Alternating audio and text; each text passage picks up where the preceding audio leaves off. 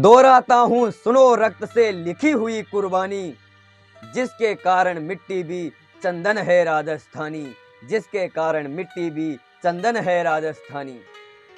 नमस्कार, मैं हूँ महावीर सैनी रामसागर और आज मैं आपको दो ऐसे महान पराक्रमी वीर योद्धाओं की कविता सुनाने जा रहा हूँ जिनका नाम है गोरा और बादल। बात उस समय की है जब चित्तौड़ की महारानी पद्मावती की सुंदरता से मोहित होकर दिल्ली के शासक अलाउद्दीन खिलजी ने उसे पाने की चाह में चित्तौड़ दुर्ग पे आक्रमण कर दिया। हजार नाकाम कोशिश के बाद जब सफलता नहीं मिली तो खिलजी ने छल से काम लिया और चित्तौड़ के महाराणा रावल रतन सिंह को एक पत्र लिखा कि मैं पद्मावती को अपनी बहन समान मानता हूं, लेकिन उसकी सुंदरता का बखान कई लोगों से सुना है, इसलिए मैं एक बार उसको देखना चाहता हूं, जिसके बाद में अपनी सारी सेना लेकर वापस दिल्ली लौट जाऊंगा। और ऐसे छल से खिलजी ने रावल रतन सिंह को धोखे से कैद कर लिया और दिल्ली ले गया और वहां से फिर एक संदेशा भिजवाता है कि अगर 10 दिन के भीतर पद्मिनी नहीं आई तो रतन सिंह का शीश काटकर चित्तौड़ भिजवा दिया जाएगा। यहीं से मैं अपनी कविता शुरू करता हूं कि दोहराता हूं सुनो रक्त से लिखी हुई कुर्बानी, जिसके कारण मिट्टी भी चंदन है राजस्थानी। दोहराता हूं सुनो रक्त से लिखी हुई कुर्बानी, जिसके कारण मिट्टी भी चंदन है राजस्थानी। रावल रतन सिंह को छल से कैद किया खिलजी ने, काल जयी मित्रों से मिलकर दगा किया खिलजी ने। खिलजी का चित्तौड़ दुर्ग में एक संदेशा आया, जिसको सुनकर शक्ति शौर्य पर फिर अंधियारा छाया। अब वो संदेशा क्या था कि 10 दिन के भीतर पद्मिनी का डोला यदि न आया, यदि रूप की रानी को ना तुमने दिल्ली पहुंचाया, तो फिर राणा रतन सिंह का शीश कटा पाओगे और शाही शर्त नवानी तो फिर पीछे पछताओगे। ये दारुण सवाद लहर सा दौड़ गया रण भर में, ये बिजली की तरक छितरश्री फैल गई अंबर में। महारानी हिल गई, शक्ति का सिंहासन डोला था अस्तित्व मजबूर जुल्म विजयस्वर में बोला था। जब ये संदेशा चित्तौड़ में आता है तो पूरे चित्तौड़ दुर्ग में अफरा तफरी का माहौल मच जाता है कि महाराणा पहले से नहीं है, अब ये दूसरा कौन सा संकट आ गया कि महारानी को भेजो। रुष्ट हुए बैठे थे सेनापति गोरा रणधीर, जिससे रण में भय खाती थी खिलजी की शमशीर। महाराणा के एक अद्भुत सेनापति थे जिनका नाम था गोरा सिंह। पूरी खिलजी की सेना पूरी आताताई उससे डरते थे, उनसे घबराते थे, पर वो रूठे हुए थे। वो क्यों रूठे हुए थे कि जब ये तय हुआ कि पद्मावती को शीशे में दिखा दिया जाएगा, और ऐसा इतिहासों में भी लिखा है और अपनी कविता में पंडित नरेंद्र मिश्र जी ने भी लिखा है कि जब पद्मावती को शीशे में दिखाया गया तो ये बात गोरा सिंह को मंजूर नहीं थी। उन्होंने कहा कि कोई विदेशी हमारी महारानी को ऐसे भी क्यों देखे।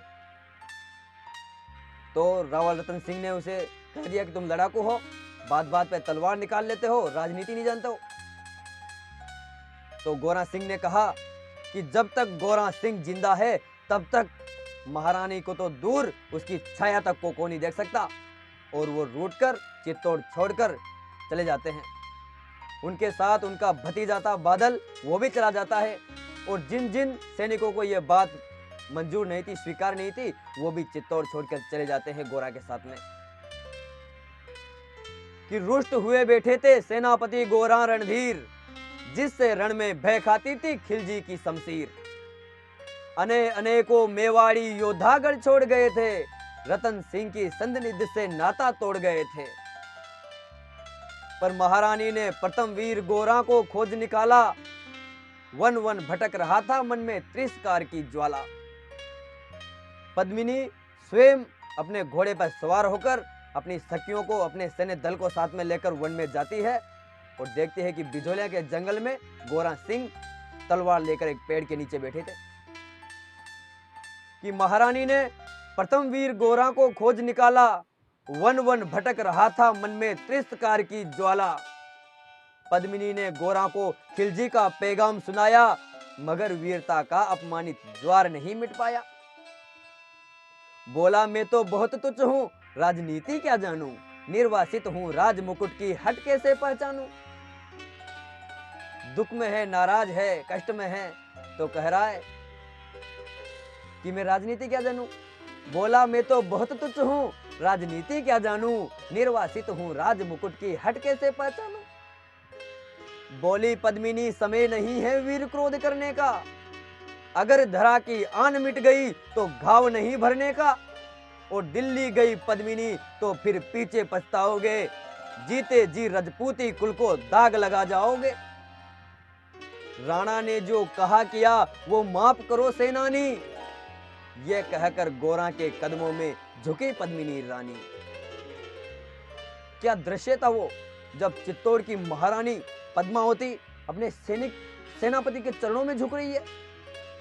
वो अपने सेनापति के चरणों में नहीं, उसकी वीरता के, उसके शौर्य के चरणों में झुक रही है। और जैसे ही पद्मावती गोरा सिंह के कदमों में झुकी, गोरा सिंह एकदम हो, ये क्या करती हो, ये क्या करती हो। गोरा पीछे हटकर बोला, रजपूती गरिमा का फिर ददक उठाता सोला। महारानी हो तुम, सिसोदिया कुल की जगदम्बा हो, प्राण प्रतिष्ठा एक लिंग की ज्योति अग्निगंधा हो। वाह, किन शब्दों में महारानी को बता रहा है कि आप भूल रही हैं आप कौन है। महारानी हो तुम, सिसोदिया कुल की जगदम्बा हो, प्राण प्रतिष्ठा एक लिंग की ज्योति अग्निगंधा हो। जब तक गोरा के कंधे पे दुर्जय शीश रहेगा, महाकाल से भी राणा का मस्तक नहीं कटेगा। निश्चिंत रहो तुम महलों में, देखो समर भवानी, खिलजी देखेगा अब केसरिया तलवारों का पानी। और राणा के सकुशल आने तक गोरा नहीं मरेगा, एक पहर तक सर कटने पर धड़ भी युद्ध करेगा। कि अगर मेरा सर कट जाएगा तो मेरा धड़ भी युद्ध करेगा। एक लिंग की शपथ, महाराणा वापस आएंगे, महाप्रलय के घोर प्रबंधन भी नहीं रोक पाएंगे। शब्द शब्द मेवाड़ी सेनापति का था तूफानी, शंकर के डमरू में जैसे जागी वीर भवानी। दोहराता हूँ सुनो रक्त से लिखी हुई कुर्बानी, जिसके कारण मिट्टी भी चंदन है राजस्थानी, जिसके कारण मिट्टी भी चंदन है राजस्थानी। वचन दिया गोरा ने कि चाहे मेरा सर कट जाएगा तो मेरा धड़ युद्ध करेगा, लेकिन महाराणा वापस आएंगे। और जब तक महाराणा वापस नहीं आएंगे मैं मरूंगा भी नहीं। कि खिलजी मचला था पानी में आग लगा देने को, पर पानी प्यासा बैठा था ज्वाला पी लेने को। गोरा का आदेश हुआ सज गए 700 डोले, और बांकुरे बादल से गोरा सेनापति बोले, खबर भेज दो खिलजी को, पद्मिनी स्वयं आती है, अन्य 700 सखियां भी वो संग लिए आती है। जब ये तय हो गया कि महाराणा को छुड़ाने जाएंगे, पर जाएंगे कैसे, योजना क्या रहेगी, क्योंकि बल के साथ साथ अगर बुद्धि ना हो तो बल का होने का कोई मतलब नहीं। तो उन्होंने एक योजना बनाई कि खिलजी को खबर भेज दो कि पद्मिनी आ रही है और 700 सखियां भी अपने साथ में लेके आ रही है। तो उन्होंने 700 सखियों के भेष में 700 सैनिक डोले में बिठाए और 4 उसको उठाने वाले, और पद्मिनी के भेष में एक लोहार को बिठाया गया, ताकि जब वो रतन सिंह से मिलने जाए तो उसकी बेड़ियां काट दे। कि खबर भेज दो खिलजी को, पद्मिनी स्वयं आती है, अन्य 700 सखियां भी वो संग लिए आती है। स्वयं पद्मिनी ने बादल का कुमकुम तिलक किया था, दिल पर पत्थर रखकर भीगी आंखों से विदा किया था। और 700 सैनिक जो यम से भी भिड़ सकते थे, हर एक सैनिक सेनापति था, लाखों से लड़ सकते थे। एक एक करके बैठ गए, सज गई डोलियां पल में, मर मिटने की होड़ लग गई थी मेवाड़ी दल में। बजे कूंच के शंख, सैनिकों ने जयकार लगाई, हर धर महादेव की ध्वनि से दशों दिशा लहराई। गोरा बादल के अंतस में जगी ज्योत की रेखा, मातृभूमि चित्तौड़ दुर्ग को फिर जी भर कर देखा। और कर अंतिम प्रणाम चढ़े घोड़ों पर सुबह अभिमानी, देशभक्ति की निकल पड़े वो लिखने अमर कहानी, जिसके कारण मिट्टी भी चंदन है राजस्थानी, दोहराता हूं सुनो रक्त से लिखी हुई कुर्बानी। उन्हें पता है कि वो कहां जा रहे हैं, जहां जा रहे हैं वहां से जिंदा वापस आना असंभव के बराबर, पर फिर भी अपनी मातृभूमि के लिए, अपने महाराज के लिए मर मिटने को तैयार। इसे कहते हैं राजपूती आन बान शान। जा पहुंची डोलियां एक दिन खिलजी की सरहद में, उधर दूत भी जा पहुंचा खिलजी के रंग महल में। भोला सहनसा पद्मिनी मल्लिका बनने आई है, रानी अपने साथ हुस्न की कलियां भी लाई है। मगर एक फरियाद उसकी फकत पूरी करवा दो, राणा रतन सिंह से बस एक बार मिलवा दो। कि पद्मिनी आ गई और वो महाराणा रतन सिंह से एक बार मिलना चाहती है। खिलजी उछल पड़ा, ये फौरन हुक्म दिया था, बड़े शौक से मिलने का शाही फरमान दिया था। खिलजी तो खुशी से पागल हो गया कि ओ जाओ मिल लो, अब यहीं आ गए तो अब कहां जाओगे। उस मूर्ख को ये पता नहीं था कि ये राजपूत हैं, राजपूत हैं, इतनी आसानी से अपनी हार स्वीकार करने वाले नहीं है। खिलजी उछल पड़ा, ये फौरन हुक्म दिया था, बड़े शौक से मिलने का शाही फरमान दिया था। यह शाही फरमान दूत ने गोरा तक पहुंचाया, गोरा झूम उठे सन बादल को पास बुलाया। गोरा को जिस वक्त का इंतजार था वह वक्त आ गया, जैसा उन्होंने सोचा था वही हुआ। अब अपने भतीजे बादल को बुला रहा है और समझा रहा है कि बोले बेटा वक्त आ गया अब कट मरने का, मातृभूमि मेवाड़ धरा का दूध सफल करने का। बोले बेटा वक्त आ गया अब कट मरने का, मातृभूमि मेवाड़ धरा का दूध सफल करने का। ये लोहार पद्मिनी भेष में बंदी ग्रह जाएगा, केवल 10 डोलियां लिए गोरा पीछे ढाएगा। ये राणा के बंधन काटेगा, हम राणा को मुक्त करेंगे, और घुड़सवार कुछ उधर आगे ही तैयार रहेंगे। जैसे ही राणा आए सब आंधी बन जाए, और चित्तौड़ दुर्ग तक उन्हें सकुशल पहुंचाए। अगर भेद खुल गया वीर तो पल की देर न करना, और शाही सेना आ पहुंचे तो बढ़कर रण करना। राणा जाए जिधर शत्रु को उधर न बढ़ने देना, और एक यौवन को भी उस पथ पर पांव न धरने देना।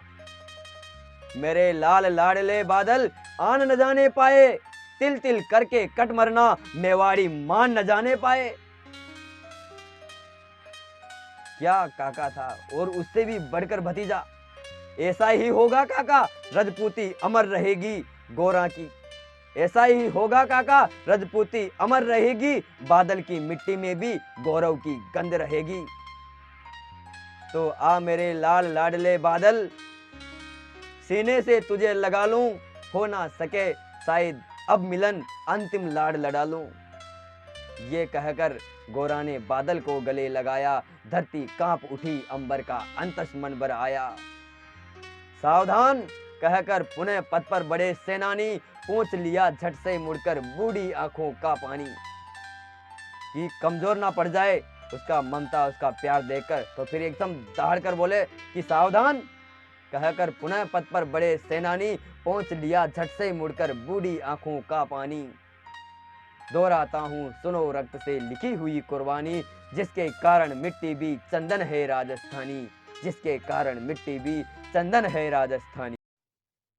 अब गोरा की चातुरी चली, राणा के बंधन काटे, छांट छांट कर शाही पहरेदारों के सर काटे।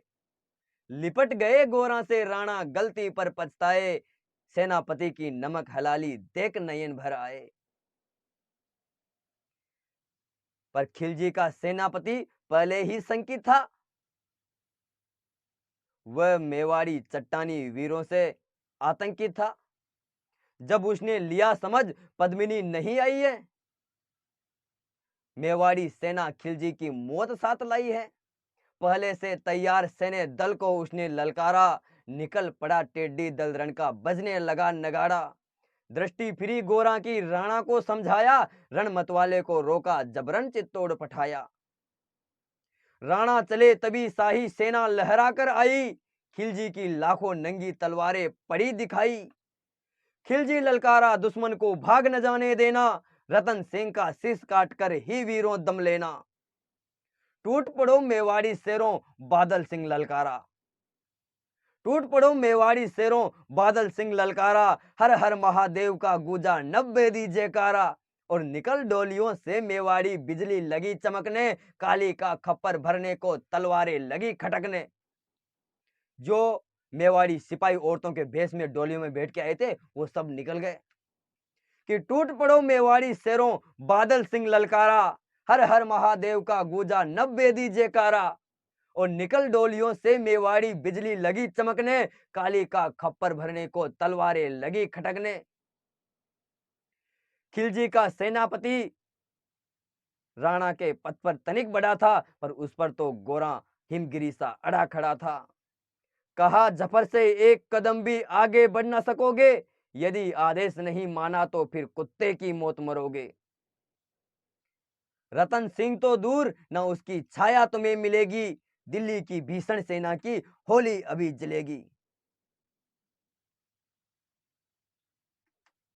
यह कह के महाकाल बन गोरा रण में हुंकारा, लगा काटने शीश समर में बही रक्त की धारा। खिलजी की असंख्य सेना से गोरा घिरे हुए थे, लेकिन मानो वे रण में मृत्युंजय बने हुए थे। पुणे प्रकाशित होता है जैसे अग्रित पापों से, फूल खिला रहता है असंख्य कांटों के संतापों से। वो मेवाड़ी वीर अकेला लाखों से लड़ता था, बड़ा जिस तरफ वीर उधर ही विजय मंत्र पढ़ता था। इस भीषण रण से दहली थी दिल्ली की दीवारें, गोरा से टकराकर टूटी खिलजी की तलवारें। मगर कयामत देख अंत में छल से काम लिया था, गोरा की जंघा पे अरी ने छिपकर वार किया था। छिपकर जांग पे वार कर देता है। वही गिरे वीरवर गोरा जफर सामने आया, धोखा देकर शीश उतार दिया, मन में हर्षाया। मगर वहारे मेवाड़ी गोरा का धड़ भी दौड़ा, किया जफर पे वार जैसे सर पर गिरा हथौड़ा। एक बार में ही शाही सेनापति चीर दिया था, और जफर मोहम्मद को केवल धड़ ने निर्जीव किया था। सिर कट गया फिर भी धड़ लड़ रहा है। जैसे ही जफर कटा, शाही सेना का साहस लर्जा, काका का धड़ देख बादल सिंह महारुद्र सा गर्जा। अरे कायरो नीच बांगड़ो, रण में छल करते हो, किस बलबूते पर जवां मर्द बनने का दम भरते हो। यह कहकर बादल उस क्षण बिजली बनकर टूटा था, मानो धरती पर अंबर से कोई अग्नि सिरा छूटा था। ज्वालामुखी फटा हो जैसे दरिया हो तूफानी, सदियां दोहराएगी बादल की रणरंग कहानी। अरे का भाला लगा पेट में, आंतें निकल पड़ी थी, जख्मी बादल पर लाखों तलवारें खींची खड़ी थी। पेट फट गया, आंतें कट गई, फिर भी लड़ रहा है। कसकर बांध लिया केसरिया आंतों को केसरिया पगड़ी से, कसकर बांध लिया आंतों को केसरिया पगड़ी से। रंचक डिगा नहीं वो पलंकर, संगभंग मृत्यु कड़ी से। अब बादल तूफान बन गया, शक्ति बनी फौलादी, मानो खप्पर लेकर रण में लड़ती हो आजादी। उधर वीरवर गोरा का धड़ अरिदल काट रहा था, और इधर बादल लाशों से भूतल पाट रहा था। आगे पीछे दाएं बाएं जमकर लड़ी लड़ाए, उस दिन समर भूमि में लाखों बादल पड़े दिखाए। मगर हुआ परिणाम जो वही होना था, उनको तो कण कण अरियों के सोम से धोना था। मेवाड़ी सीमा में राणा सकुशल पहुंच गए थे, गोरा बादल तिल तिल कर रण में खेत रहे थे। एक एक करके मिटे सभी मेवाड़ी वीर सिपाही, रतन सिंह पर लेकिन रंचक आंच न आने पाई। गोरा बादल के सौ पर भारत माता रोई थी, उसने अपनी दो प्यारी ज्वलंत मणियां खोई थी। धने धरा मेवाड़ धने गोरा बादल बलिदानी, जिनके बल से रहा पद्मिनी का अस्तित्व अभिमानी। दोहराता हूँ सुनो रक्त से लिखी हुई कुर्बानी, जिसके कारण मिट्टी भी चंदन है राजस्थानी। दोहराता हूँ सुनो रक्त से लिखी हुई कुर्बानी, जिसके कारण मिट्टी भी चंदन है राजस्थानी। क्या गोरा था और क्या बादल उसका भतीजा। इतिहासों में सबसे पहले अगर मातृभूमि पे, अपने देश पे मर मिटने का नाम आता है तो सिर्फ गोरा और बादल का आता है। अगर कुछ गलती हुई तो मुझे क्षमा करना। और आपने बड़े ध्यान से बड़े प्रेम से सुना, इसलिए आपका बहुत बहुत आभार। जय हिंद, जय मेवाड़, जय राजस्थान।